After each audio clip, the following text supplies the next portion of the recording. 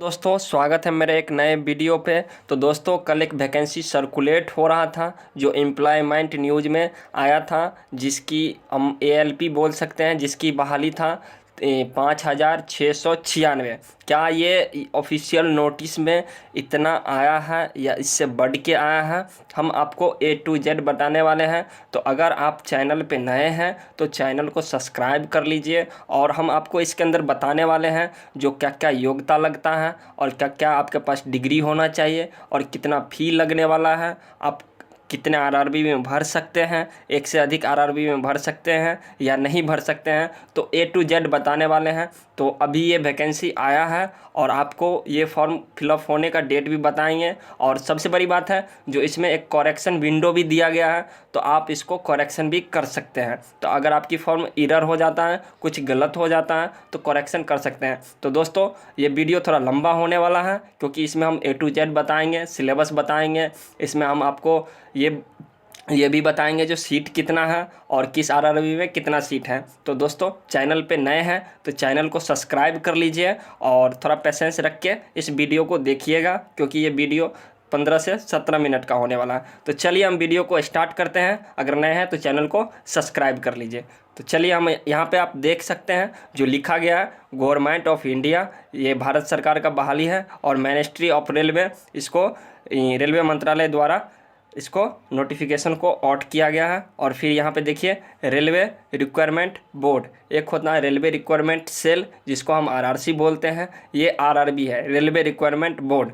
तो यहाँ पे देखिए 21 आरआरबी होता है। तो आप समझ सकते हैं जो 5,696 बहाली को आप 21 आरआरबी में बांटिएगा तो ज़्यादा से ज़्यादा 150 सीट हो सकता है, 200 सीट हो सकता है और मैक्सिमम 500 सीट हो सकता है। फिर इसके नीचे देखिए detailed centralised employment notice CN number 01/2024। फिर इसके बाद हम आपको बताने वाले हैं। फिर देखिए ये जो है requirement of assistant loco pilot, जिसको हम ALP बोलते हैं शॉर्ट में, ओनली ये ALP का बहाली आया है, टेक्नीशियन का बहाली नहीं आया। तो जो लोग टेक्नीशियन का योग्यता रखते हैं वो इसमें नहीं भर सकते हैं। इसमें हम आपको ये भी बताएंगे जो आपको क्या क्या योग्यता होना चाहिए ALP के लिए। तो चलिए वीडियो में बने रहें और लास्ट तक वॉच करें। तो चलिए हम आगे आपको दिखाते हैं। तो यहाँ पे देखिए, यहाँ पे भी वही चीज़ लिखा गया है, government of India, ministry of railway, railway requirement board. यहाँ भी देखिए सेंट्रलाइट एम्प्लॉयमेंट नोटिस CN नंबर 01/2024 और requirement of assistant loco pilot, जिसको हम लोग शॉर्ट में ALP बोलते हैं। यहाँ देखिए, यहाँ उसके नीचे देखिए ओपनिंग डेट ऑफ अप्लीकेशन, मतलब कब से फॉर्म भरा जाएगा। तो ये 20/1/2024 से भरा जाएगा, मतलब आज 19 तारीख है तो कल से फॉर्म ये भरा जाएगा। फिर यहाँ देखिए फॉर्म की समाप्ति की तिथि कब रखा गया है, तो closing date for submission of application 19/2/2024। और यहाँ देखिए टाइम देखिए 23:59, मतलब आपके रात्रि के 23:59 तक अप्लाई कर सकते हैं। फिर अगर आपकी फॉर्म में कुछ एरर हो गया तो उसके लिए भी यहाँ पे आपको लिंक प्रोवाइड किया जाएगा, और आपके देखिए यहाँ पे डेट बताया गया है। तो देखिए क्या क्या लिखा है, dates of modification window for correction in application form with payment of modification fee. अगर आप पेमेंट नहीं किए हैं तो आप इसको मॉडिफिकेशन कर सकते हैं, अगर आप पेमेंट कर दिए हैं तो मॉडिफिकेशन कर सकते हैं। फिर इसके बाद देखिए please note details field in create an account. अगर आप अकाउंट बना लिए हैं और अपना डिटेल फिल नहीं किए हैं तो आप इसको भर नहीं सकते हैं और नहीं आप इसको सही कर सकते हैं। फिर देखिए यहाँ डेट रखा गया है 20/2/2024 से लेके 29/2/2024 तक। फिर ये देखिए पोस्ट कौन सा है, असिस्टेंट लोको पायलट, जिसको ALP बोला जाता है, और पे लेवल इन 7 CPC लेवल 2 का जॉब है, और इनिशियल पे आपको 19,900 और मेडिकल स्टैंडर्ड A1 मांगा गया है। एज एज 1 देखिए आपको कब से एज लागू होगा, तो 1/7/2024 से 18 से 30 होना चाहिए। फिर यहाँ देखिए मेन मुद्दा आता है टोटल वैकेंसी ऑल आरआरबीज। आप समझ सकते हैं जो ये ऊँट के मुंह में जीरा के फ़ौरन के बराबर हुआ। हमको लगता है जो ये रेलवे या तो जीरो भूल गया, नहीं तो ये वास्तविकता में आपको ये प्राइवेट का कमाल है, क्योंकि रेलवे मतलब प्राइवेट लोगों को भी रख रहा है। तो चलिए हम इस पर डिबेट नहीं करेंगे, जो वैकेंसी ऑफिशियल आया है हम आपको उसी अनुसार बता रहे हैं। फिर यहाँ पे देखिए इम्पोर्टेंट इंस्ट्रक्शन दिया गया है, तो आप इसको फिलअप पढ़ लीजिएगा। और अगर आपको ये नोटिफिकेशन चाहिए तो हम आपको डिस्क्रिप्शन में दे देंगे, आप इसको कमेंट कीजिएगा जो हमको नोटिफिकेशन चाहिए। और आप सबसे पहले आप चैनल को तो सब्सक्राइब कर ही लीजिएगा। अगर आप वीडियो लास्ट तक नहीं देखते हैं तो फिर आप कहीं भी जाइए, आप फॉर्म के बारे में सही से जानकारी नहीं ले पाओगे, क्योंकि देखिए यहाँ पे हम A to Z बताने वाले, थोड़ा वीडियो लंबा होने वाला है, बट कोई बात नहीं। फिर यहाँ देखिए, फिर इसके नीचे आइए, ये हो गया, ये मेडिकल फिटनेस है और एज है, तो ये सब तो हम आपको ऊपर बता दिए हैं। फिर यहाँ पे देखिए नेगेटिव मार्किंग, ये हम आपको सिलेबस में बताएंगे। ये देखिए जनरल इंस्ट्रक्शन, ये भी आप पढ़ लीजिएगा, नोटिफिकेशन हम आपको डाल देंगे डिस्क्रिप्शन में। फिर यहाँ पे मेन जो होता है ना, ये देखिए, ये आपको मेडिकल स्टैंडर्ड है। देखिए हम ऊपर में भी बताए थे A1 लगेगा। यहाँ देखिए general fitness, physical fit in all respects, मतलब सब कुछ में। फिर यहाँ देखिए विजन स्टैंडर्ड्स, यहाँ पे देखिए एक में लिखा गया है distance vision 6x6 without glasses with fogging test, और यहाँ पे ब्रैकेट में लिखा है मस्ट नॉट एक्सेप्टेड +2D। फिर सेकंड में नियर विजन SN 0.6, फिर देखिए 0.6 विदाउट ग्लास एंड, फिर देखिए थर्ड में लिखा गया must pass tested of colour vision, और यहाँ है बिन कलर विजन। आप ये सब आप अगर मेडिकल स्टैंडर्ड लगते हैं A1 का तो आप भर सकते हैं। तो चलिए हम आगे आपको दिखाते हैं। देखिए यहाँ कहाँ कहाँ के नागरिक भर सकते हैं, तो यहाँ पे देखिए नेशनलिटी और /सिटीजनशिप। देखिए ए में लिखा गया एक कैंडिडेट मस्ट बी आइदर, मतलब इनमें से एक जगह होना चाहिए। तो ए सिटीजन ऑफ इंडिया, जो भारत की नागरिकता रखता हो, और सेकंड में देखिए ए सिटीजन ऑफ नेपाल, जो नेपाल की नागरिकता रखता हो। थर्ड में देखिए ए सब्जेक्ट ऑफ भूटान, जो भूटान की नागरिकता रखता हो। तो फिर आगे आप पढ़ लीजिएगा। फिर देखिए मेन होता है एज रिलैक्सेशन, क्योंकि बहाली 5 साल के बाद आता है। 2018 में आया था, 6 साल के बाद 2018 में आया था, और ये बहाली अब आया, तो 6 साल के बाद आता है। तो कुछ लोग को छूट ज़्यादा चाहिए, तो आप यहाँ पे देख सकते हैं SC ST कैंडिडेट 5 साल, OBC कैंडिडेट 3 साल, और एक्स सर्विसमैन, ये देख सकते हैं जनरल और EWS की छूट नहीं मिलने वाला है। फिर यहाँ पे चलिए हम देखिए एज कब से काउंट होने वाला है। तो देखिए जिसका मिनिमम एज, देखिए मिनिमम एज क्या होना चाहिए, आप यहाँ पे देख लीजिए। ऑल कैंडिडेट लोअर एज वह 1/7/2006 के बाद नहीं होना चाहिए, नहीं तो आप फॉर्म नहीं भर सकते हैं। और SC ST में 2/7/1989 का होना चाहिए, या तो उससे पहले तो आप फॉर्म नहीं भर सकते। OBC का 2/7/1991 का होना चाहिए, उससे पहले का 1990 का तो आप फॉर्म नहीं भर सकते हैं। UR EWS 1994, अगर 1993 में आपका जन्म है तो आप फॉर्म नहीं भर सकते हैं। फिर इसके बाद देखिए मेन होता है फ़ी, तो यहाँ पे देखिए ये फ़ी आपको 500 रुपया रखा गया है। अगर आप फर्स्ट स्टेज का एग्ज़ाम देते हैं जनरल और EWS तो आपको 400 रुपया लौटाया जाएगा। और सेकंड में देखिए SC ST ex serviceman female transgender, ये सबको 250 रुपया रखा गया है। अगर आप एग्ज़ाम देते हैं तो कुछ आपको डिबेटिंग बैंक चार्ज काट के आपको पैसा रिटर्न कर दिया जाएगा, क्योंकि ये रेलवे में हम देख रहे हैं 2018 से ये नियम लागू है। तो चलिए हम आगे हम आपको दिखाते हैं। फिर मेन होता है रिक्वायरमेंट प्रोसेस, जो आपकी सिलेक्शन कैसे कैसे होने वाला है, किस किस स्टेज में। तो देखिए एक candidate can apply to only 1 RRB, एक कैंडिडेट एक ही RRB से अप्लाई कर सकते हैं। 1 online application has been submitted, आपको एक ही फॉर्म सबमिट करना है। आपको गलत हो गया कोई बात नहीं, आप उसको टाइम दिया जाएगा, आप उसको सही कर सकते हैं। आप इसके चक्कर में नहीं जो एक फॉर्म गलत हो गया हम दूसरे RRB से भर देते हैं, पता चला दोनों, देखिए आप दोनों RRB से भरिएगा, लेकिन इसका मेन जो होता है ना एक मुख्य, वो एक ही जगह है, आपके पास दोनों डाटा चला जाएगा, आपको दोनों फॉर्म को रिजेक्ट कर दिया जाएगा। फिर देखिए the requirement process shell be comprise of the following stage, मतलब नीचे दिया गया है जो किस किस माध्यम से आपका सिलेक्शन होने वाला है, किस किस स्टेज में। फर्स्ट स्टेज CBT, और सेकंड स्टेज CBT2, और कंप्यूटर बेस्ड एप्टीट्यूड टेस्ट जिसको CBAT बोला जाता है, और डॉक्यूमेंट वेरिफिकेशन DV, और मेडिकल एग्जामिनेशन जिसको ME बोला जाता है।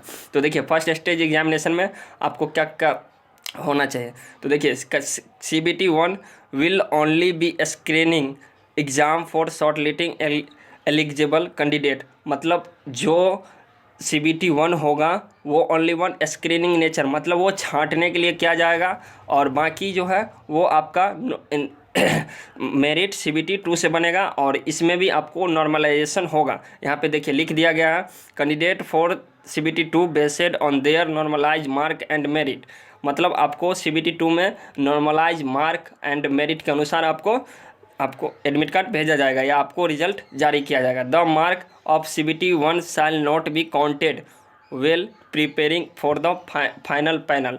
यहाँ पे आप देखिए साफ साफ रेलवे लिख दिया है, जो CBT 1 का मार्क फाइनल पैनल के लिए आपको नहीं किया जाएगा काउंटिंग। फिर देखिए पैटर्न देखिए, फिर देखिए यहाँ पे पैटर्न दिया गया है, यहाँ पे फर्स्ट स्टेज CBT 1 में दिया गया है, CBT 1 विल बी। तो चलिए हम पैटर्न के बारे में, इसके बारे में बात कर लिए। तो पैटर्न के बारे में देखिए, pattern and syllabus of CBT duration, मतलब आपको समय दिया जाएगा 60 minute, number of question 75, maximum 75 mark का होगा, प्रत्येक क्वेश्चन 1 मार्क का होगा। There shall be negative marking 1/3, आपको 3 क्वेश्चन पे 1 नंबर काट लिया जाएगा, ये बहुत पहले से 1/3 रेलवे में लागू है। और normalisation of mark will be done for CBT held in multiple shift, मतलब आपको बहुत सारे शिफ्ट में होता है तो आपको नॉर्मलाइज किया जाएगा। और मिनिमम पास परसेंटेज देखिए यहाँ पे UREWS का 40, OBC का 30, SC का 30 और ST का 25।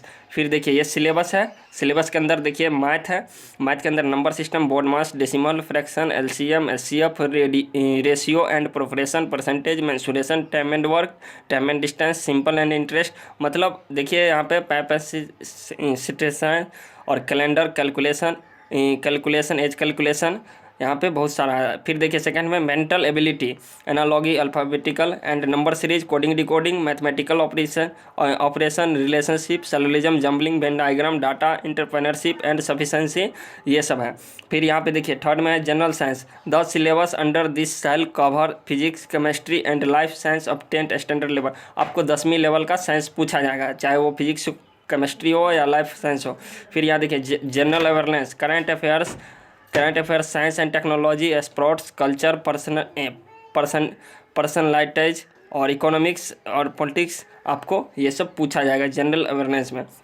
फिर यहाँ देखिए second stage CBT, short listing of candidate for CBT 2 shall be done RRB wise and community wise as per their normalise mark and merit in CBT 1, आपको जो CBT 1 में आपको रिजल्ट जारी किया जाएगा, वो आपके कितने RRB में आपकी सीट है कम्युनिटी वाइज, आपके नॉर्मलाइजेशन मार्क क्या है CBT 1 में, उसके अनुसार आपको CBT 2 का रिजल्ट जारी किया जाएगा। और total number of candidate to be short listed for CBT 2 shall can be limited to 15 times, आप यहाँ पे रेलवे लिख दिया गया है, जो टोटल 15 गुना ही हम सिलेक्शन करेंगे सीट के अनुसार, और the number of vacancy notified against each RRB, प्रत्येक RRB में कितने कम्युनिटी वाइज, SC में कितना है, ST में कितना है, उसके अनुसार 15 गुना। However railways reserve the right to increase, railway के पास ये अधिकार है जो ये वैकेंसी को बढ़ा भी सकता है और डिक्रीज भी कर सकता है। तो होप मत खोइए, क्योंकि ये वैकेंसी 5696 नहीं है, हो सकता है लास्ट टाइम तक ये 10,000 हो जाए। तो जो लोग योग्यता रखते हैं इस फॉर्म को फिलअप कीजिएगा। फिर आइए CBT 2 का हम थोड़ा सिलेबस के बारे में देख लेते हैं और पैटर्न के बारे में। तो यहाँ पे देखिए CBT 2 shall be comprise two part 1 and part 2, यहाँ पे CBT 2 को पार्ट 1 एंड पार्ट 2 में बांटा गया। पार्ट 1 में जिसको मैथ होगा, रीजनिंग होगा, GK होगा और GS होगा, और पार्ट 2 में आपको ट्रेड पेपर होगा। तो यहाँ भी देखिए सेम सिलेबस है, मैथमेटिक्स, नंबर सिस्टम, बोर्ड मास, डेसिमल, सेम जो CBT 1 में CBT 2 में।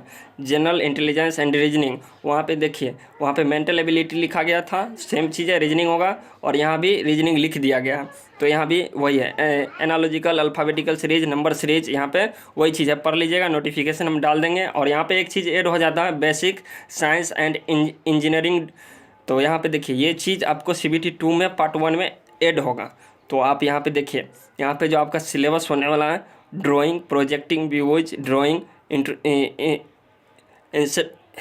Instrument lines, geometry figure, symbolic representation, unit और measurement, mass, weight and density, work power and energy. तो आपको ये सब इंक्रीज होने वाला है, इसको आप पढ़ लीजिएगा क्योंकि ये वीडियो बहुत लंबा हो जाएगा। तो हम वीडियो को लंबा नहीं चाहते हैं, हम इसको 20 मिनट के अंदर ख़त्म कर देंगे। फिर यहाँ देखिए आपको वही चीज़ बोला गया जो क्वालिफाइंग परसेंटेज 35% होना चाहिए ऑल कैंडिडेट, तब आपको ये थर्ड के लिए भेजा जाएगा, मतलब CBAT के लिए आपको भेजा जाएगा। फिर चलिए हम थोड़ा बात कर लेते हैं जो आपकी क्या क्या योग्यता होना चाहिए। तो चलिए हम इसको नीचे देखिए 21 RRB है, तो आप ये 21 RRB में से किसी एक में भर सकते हैं। तो ये देखिए फर्स्ट में लिखा गया है जो अहमदाबाद, अजमेर, बेंगलुरु, भोपाल, भुवनेश्वर, बिलासपुर, चंडीगढ़, चेन्नई, गुवाहाटी, जम्मू श्रीनगर, कोलकाता, मालदा, मुंबई, मुजफ्फरपुर, पटना, प्रयागराज, रांची, सिकंदराबाद, सिलीगुड़ी, त्रिवेंद्रपुरम, गोरखपुर। तो ये 21 RRB है, आप 21 RRB में से किसी एक में भर सकते हैं। फिर यहाँ पे आप देख सकते हैं जो आपकी मिनिमम एजुकेशन क्वालिफिकेशन क्या होनी चाहिए। तो असिस्टेंट लोको पायलट के लिए देखिए कम से कम मैट्रिक पास होना चाहिए और ITI होना चाहिए, वो भी मान्यता प्राप्त, जिसमें NCVT हो, SCVT हो। और यहाँ पे देखिए ट्रेड की बात है तो fitter, electrician, instrument mechanic, millwright, maintenance, आपको ये सब मिल जाएगा।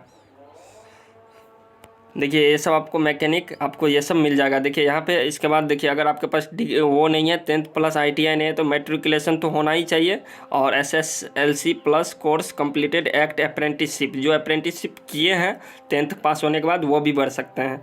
फिर यहाँ देखिए matriculation SLC plus 3 year diploma, जो 3 साल का डिप्लोमा किए हैं वो भी क्या क्या चीज़ में, mechanical, electrical, electronics, automobile engineering में, तो वो भी भर सकते हैं।